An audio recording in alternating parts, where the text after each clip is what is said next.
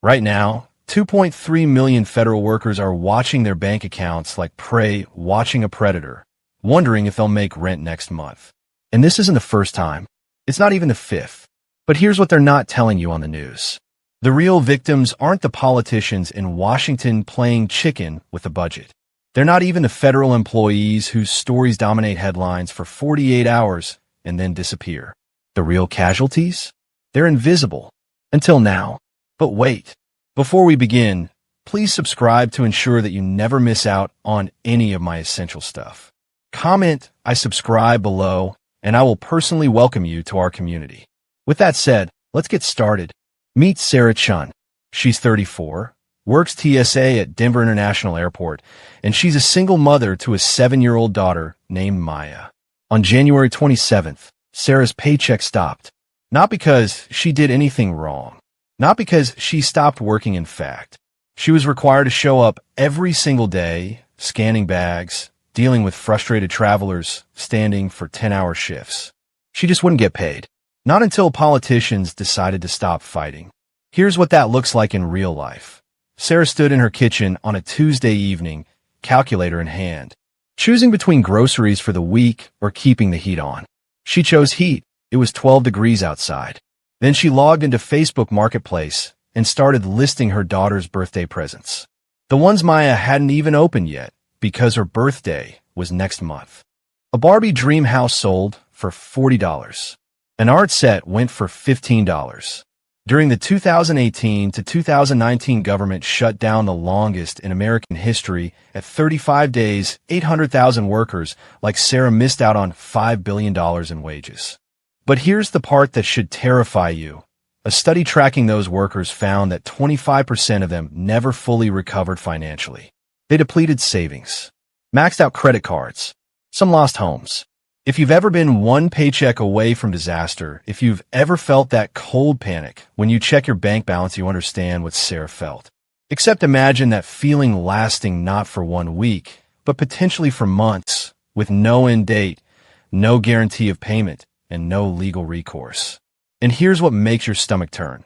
During that same shutdown, food banks across the country reported a 300% increase in federal employees showing up for assistance. People with college degrees. People who'd worked for the government for decades. People standing in line for free groceries because their employer, the United States government, decided their paychecks were negotiable. But Sarah's story? That's just the surface. Wait until you see what happens to the people who depend on government services. Every single day, the government shuts down, costs the U.S. economy $2 billion. That's $83 million per hour. Think about that. While you're watching this video, if the government were shut down right now, the economy would be hemorrhaging $1.4 million.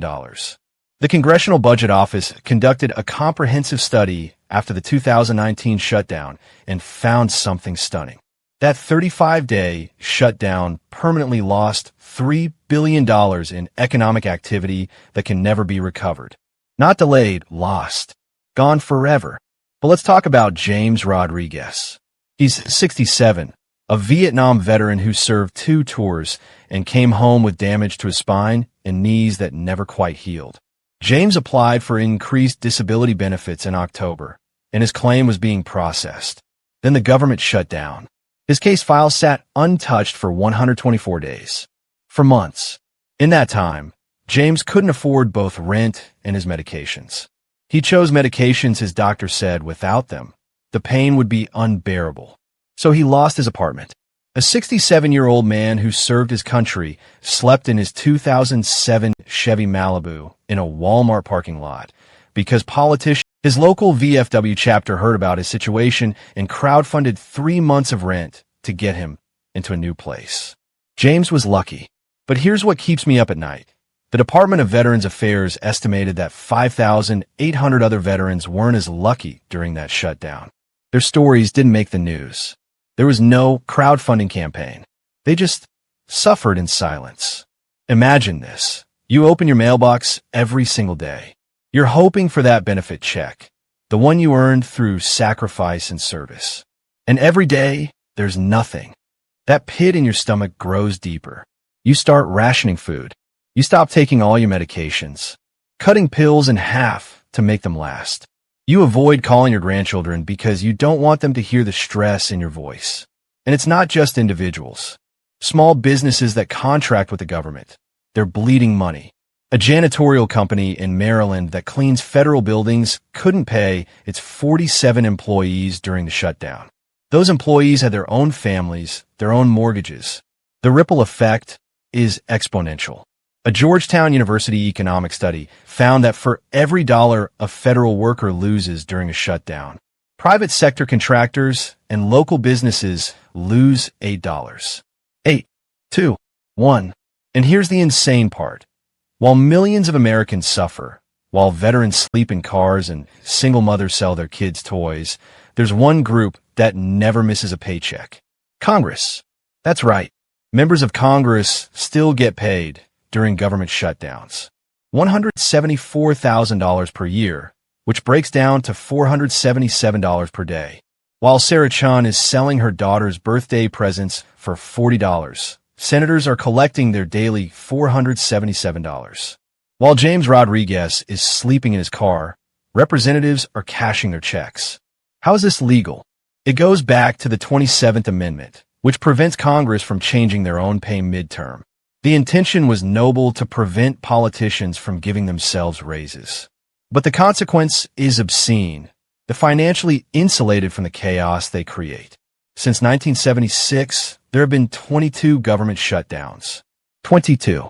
They average about 8 days, but that 2018 to 2019 shutdown lasted 35 days. And with each one, the precedent becomes more normalized. What was once a rare crisis is now treated like a routine negotiation tactic. A Stanford Political Science Department study from 2023 surveyed Americans across the political spectrum and found that 68% believe shutdowns are nothing more than political theater with real casualties. Democrats said it. Republicans said it. Independents said it. The only people who seem to think shutdowns are acceptable? The ones who keep getting paid during them. Let me introduce you to Emily Washington. She's 28, a disease researcher at the CDC in Atlanta, and she was in the middle of critical flu research when the 2019 shutdown hit. Her lab was studying viral mutation patterns to improve next season's vaccine effectiveness. When the shutdown started, the research stopped. You can't just pause viral research and pick it back up later. The samples degrade, the timelines shift, the data becomes corrupted. Emily's team lost 6 weeks of work. When they finally got back into the lab, they had to restart portions of the study. That delay cost more than just time. The CDC later estimated that the disruption reduced vaccine effectiveness by approximately 12% that year. 12% fewer people were protected. In a country of 330 million, even a fraction of a percent means thousands of additional hospitalizations and deaths. How is this still legal in 2025? How have we normalized the idea that political disagreements justify shutting down disease research, food safety inspections, and veteran services? But the cost isn't just financial, and it's not just lost research. There's a hidden health crisis that emerges every single time the government shuts down. FDA food inspections dropped by 67%. That's more than 5,000 food production facilities that went to unchecked places that process the chicken in your grocery store, the lettuce in your salad, the milk your kids drink. Marcus and Lisa Thompson learned this the hard way. Their 6-year-old son, Ethan, came home from school with a stomachache in February 2019. At first, they thought it was just a bug going around. But over the next 48 hours, Ethan's condition deteriorated rapidly. Severe diarrhea, fever spiking to 104. By the time they got him to the emergency room, he was severely dehydrated and showing signs of kidney stress. E. coli, from romaine lettuce that came from a facility that had missed its routine FDA inspection during the shutdown. Marcus and Lisa both work full-time. They pay their taxes. They trusted that the system designed to keep food safe would work. They never imagined that government dysfunction would reach into their kitchen and poison their son. Ethan survived, but the medical bills exceeded $45,000, and their insurance only covered part of it. And they weren't alone. The family later discovered they were part of a cluster of over 200 families in their region who who had similar experiences traced back to facilities that missed shutdown inspections.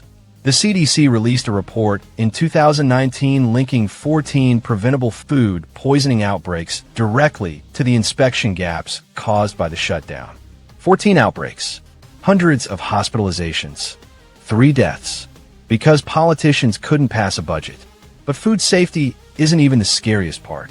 During shutdowns, air traffic controllers, the people who make sure planes don't crash into each other, are required to work without pay. In January 2019, controllers started calling in sick at 300% of normal rates. They called it the blue flu. And who could blame them? Would you show up to one of the most stressful jobs in America, where a single mistake could kill hundreds of people, while not knowing how you'd feed your family? LaGuardia Airport had to temporarily close a terminal because there weren't enough controllers. Flights were delayed across the country. The FAA later admitted that if the shutdown had lasted another week, they would have had to implement mandatory flight reductions nationwide. Picture this. You're boarding a plane with your family. Your kids are excited about vacation. In the back of your mind, you're wondering if the air traffic controller guiding your flight has slept, has eaten, or is distracted by wondering how they'll make rent. And if you think that's bad, wait until you hear what happens to people who rely on social services to survive. 38 million Americans receive food assistance through SNAP, the Supplemental Nutrition Assistance Program, commonly known as food stamps. During the 2019 shutdown, these benefits were literally 48 hours away from stopping. The USDA scraped together funding to make one final payment, but if the shutdown had lasted even a few more days, 38 million people would have had no way to buy food. Let me tell you about Patricia Johnson. Everyone calls her Patty. She's 71, a retired elementary school teacher from Ohio who taught 3rd grade for 38 years. Patty lives on $1,200 a month in Social Security. After paying rent, $650 for a 1-bedroom apartment, utilities, $180, and medical copays, $120, she has about $250 left for everything else. Gas, clothes, phone, food. The SNAP benefit of $40 per week for groceries isn't much, but it's the difference between eating and not eating. When the shutdown hit, Patty started calling the SNAP hotline. She called 17 times over 2 weeks. Every time, the answer was the same. We don't know when benefits will resume. Not they're definitely coming, just we don't. Patty started rationing. 1 meal a day, sometimes just crackers and peanut butter. She stopped going to the senior center for social activities because she couldn't afford the gas. She lost 18 pounds in 3 weeks. The community food pantry tried to help, but they were overwhelmed. Suddenly, hundreds of people who normally didn't need assistance were showing up.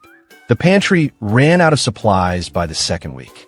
A USDA study tracking food insecurity during and after the shutdown found that households affected by the shutdown experienced a 23% spike in food insecurity that persisted for 6 months after government operations resumed.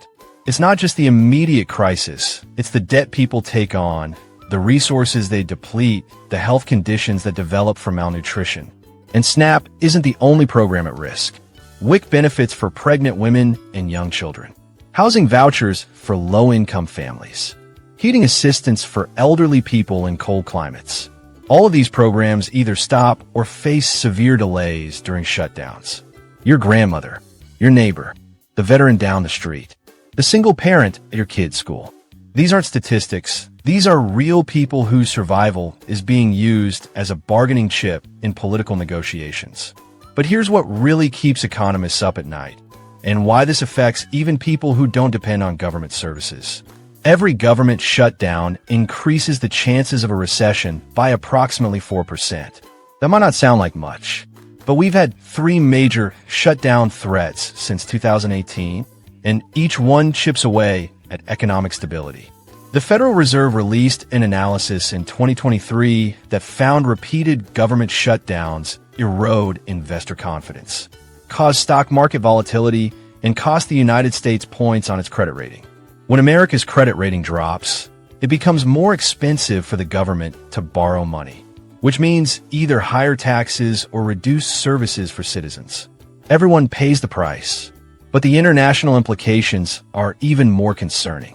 Foreign governments are starting to question whether the United States is a stable, reliable partner. When you can't even keep your own government open, why would other countries trust you to honor trade agreements or military alliances? The dollar's status as the world's reserve currency depends on confidence in American stability. That confidence is eroding. Let me tell you about Kevin Hart. No, not the comedian. This is a real guy. 42 years old, worked as an IT contractor for federal agencies in Virginia. Kevin spent 15 years building his career, working his way up from help desk support to network security specialist. He had good credit. He saved responsibly. He did everything you're supposed to do. During the 2019 shutdown, the company Kevin worked for lost a $2 million government contract. The work just stopped. No income for the company means no paychecks for employees. Kevin's company held on for 4 weeks, burning through reserves, hoping the shutdown would end. It didn't end fast enough. Kevin and 23 other employees were laid off. He immediately filed for unemployment. But here's the cruel twist. Unemployment offices were backlogged because of shutdown-related claims. It took 8 weeks to process Kevin's. In that time, Kevin burned through his entire emergency fund of $8,000 that took him 3 years to save. He maxed out 2 credit cards just to cover his mortgage and car payment. His credit score dropped 120 points. By the time he found new work, it was a step down in pay and responsibility. 2 years later, Kevin is still recovering. He's still paying off the debt. He's still rebuilding his credit. And he's still angry not at his employer, but at a system that treated his career as collateral damage in a political game. The Economic Policy Institute released a study in 2024 that found for every dollar federal workers lose during shutdowns, the private sector loses $8 in productivity. The damage ripples outward in waves: contractors, suppliers, local businesses, service providers. An economy doesn't just bounce back from shutdowns. It limps forward with wounds that take years to heal. You might not work for the government. You might not receive federal benefits. But that sick feeling you get when you realize your entire economic stability depends on whether people in Washington can play nice for 5 minutes, that affects all of us. So why does this keep happening? Why do we keep going through this cycle? The answer will shock you. Government shutdowns keep happening because there's no political penalty for causing them. In fact, there's often a reward. A political science research team at MIT analyzed voting patterns and election outcomes after every major shutdown since 1995. Their findings? 89% of Congress members who voted for the budget impasses that led to shutdowns were reelected. 89%. Politicians have learned that they can shut down the government, cause suffering to millions of Americans, and face virtually no consequences. In many cases, they're rewarded by their base for standing firm or fighting the good fight. The pattern is predictable now. We approach a budget deadline. The rhetoric heats up. Both sides claim the other is being unreasonable. The deadline passes. The government shuts down. People suffer. The media covers it for a few days. Then, at the last possible moment before a real catastrophe, a temporary deal is reached. The government reopens. Everyone claims victory. And the cycle starts again in 3 to 6 months. This is no longer an emergency measure. It's normalized, a routine political tactic. Compare this to other democratic countries. Germany has automatic continuing resolutions. If the parliament doesn't pass a budget, the previous year's budget continues automatically. The government never shuts down. Canada has the same system. So does the United Kingdom. So does Japan. These countries still have fierce political disagreements. They still have budget fights. But they've recognized that shutting down essential government services is not an acceptable way to resolve those disagreements. I want to share something with you from a former senator. I'm going to call him David Richardson, because he asked to remain anonymous. He served for 12 years and participated in 2 shutdown negotiations. Here's what he told me in an interview. We knew families would suffer. We saw the projections, the economic analyses, the estimated harm. But our political advisors showed us polling that said our base won. So we did. We convinced ourselves we were standing on principle. But really, We were prioritizing our re-election over people's lives. Let that sink in. They knew. They saw the projections. They understood the harm. And they did it anyway, because it was politically advantageous. If you've ever felt like politicians care more about winning than governing, this is why you're right. But here's the thing that gives me hope, and the reason I'm making this video. There is a way to stop this cycle. Most Americans just don't know it exists yet. And it's already working in 14 states. What if I told you there's a bill sitting in Congress right now, today, that could end government shutdowns forever? It's called the Automatic Continuing Resolution Act, and here's how it works. If Congress fails to pass a budget by the deadline, instead of shutting down, the government automatically continues operating at the previous year's funding level. Government services continue. Workers get paid. The political fight continues. But millions of Americans don't become hostages in the process. The Bipartisan Policy Center conducted a comprehensive analysis in 2024 and estimated this single piece of legislation would save $11 billion annually just from avoided shutdown costs, not counting the prevented economic damage, lost productivity, or human suffering. 14 states have already passed resolutions calling on Congress to adopt this approach. These aren't partisan states. They're red states, blue states, and purple states. Americans across the political spectrum are tired of this dysfunction. There's another solution gaining traction, a constitutional amendment that would withhold congressional pay during any government shutdown. If you're going to make millions of Americans work without pay, you should have to do the same. Polls show 79% public support for this idea, one of the few things that commands supermajority agreement in our divided country. Let me introduce you to Alexandra Martinez. Everyone calls her Alex. She's 26, and she grew up in Maryland where her mother worked for the Social Security Administration. During the 2019 shutdown, Alex watched her mom sell family furniture to make rent. Jewelry that had been in the family for 3 generations went to a pawn shop. Alex decided she'd had enough. She started a petition demanding Congress pass the Automatic Continuing Resolution Act. She thought maybe a few hundred people would sign it. Instead, in 8 months, she gathered 2.3 million signatures. That petition got attention. Representatives started feeling pressure. Today, the bill has 47 co-sponsors in the House of Representatives. It needs 218 to pass. That means we need 171 more. Here are 3 things you can do right now and not next week. Not when you have more time, right now. First, go to preventshutdowns.org. Enter your zip code. It will show you your representatives and their position on this bill. If they're not a co-sponsor, there's a pre-written message you can send asking them to support it. It takes 90 seconds. Second, share federal workers' stories on social media with the hashtag #InShutdownNow. Politicians pay attention to trending topics. If enough people start talking about this, it becomes politically risky to support shutdowns. Third, vote for candidates who pledge to support automatic continuing resolution legislation. Ask the question at town halls. Demand an answer. Make it clear that shutdown politics will cost them your vote. This won't be easy. Lobbyists hate automatic CRs because they reduce Congress's leverage. Political strategists see shutdowns as useful tools. There are powerful interests invested in maintaining the status quo. But here's what I know. Most members of Congress would support this if they thought their constituents cared. The problem is they don't think we're paying attention. They think they can shut down the government, cause suffering, and face no consequences. Prove them wrong. Here's the terrifying part, and why this video matters right now. The 47 days until we're back at the brink. Political analysts are currently giving it a 60% probability that we'll face another shutdown before summer. Those aren't good odds. And this time, the stakes are even higher. It's an election year. Congress is divided. International tensions are elevated. Every factor that makes shutdowns more likely is in play. If Sarah Chun, the TSA agent we met at the beginning, faces another shutdown, she's already told her supervisor she'll have to quit and find private sector work. After 12 years of service, she'll lose her pension benefits. And she's not alone. The TSA is already facing a staffing crisis. Another shutdown could trigger a wave of resignations that cripples airport security for years.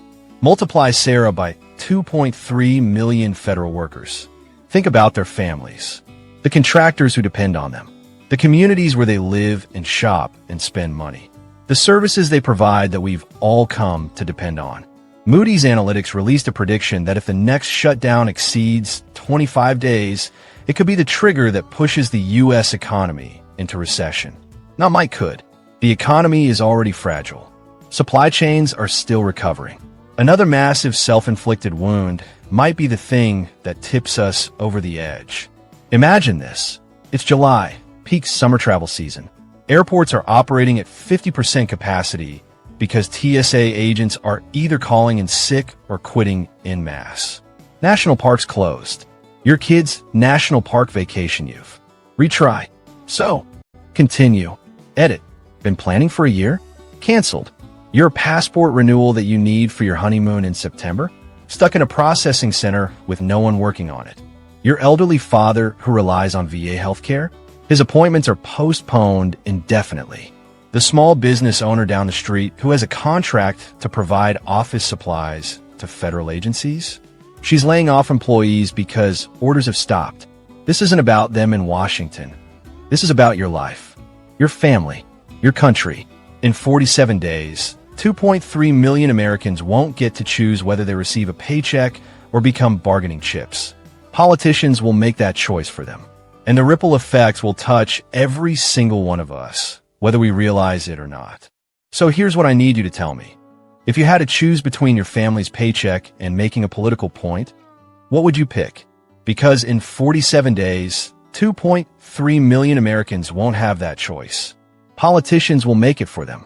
Drop a comment right now. Tell me, do you think congressional pay should be cut during shutdowns? Or is there a better solution I missed? Should we adopt automatic, continuing resolutions like Germany and Canada? Should we vote out every single representative who supports shutdown politics? I want to know what you think, because here's the truth. This only changes if we make enough noise that politicians become more afraid of us than they are committed to their political theater. And if you know anyone in federal service, a TSA agent who checks your bags at the airport, a park ranger who maintains the trails you hike, a VA nurse who takes care of veterans, an FDA inspector who keeps your food safe, share this video with them. Let them know that people are paying attention. Let them know they're not invisible anymore.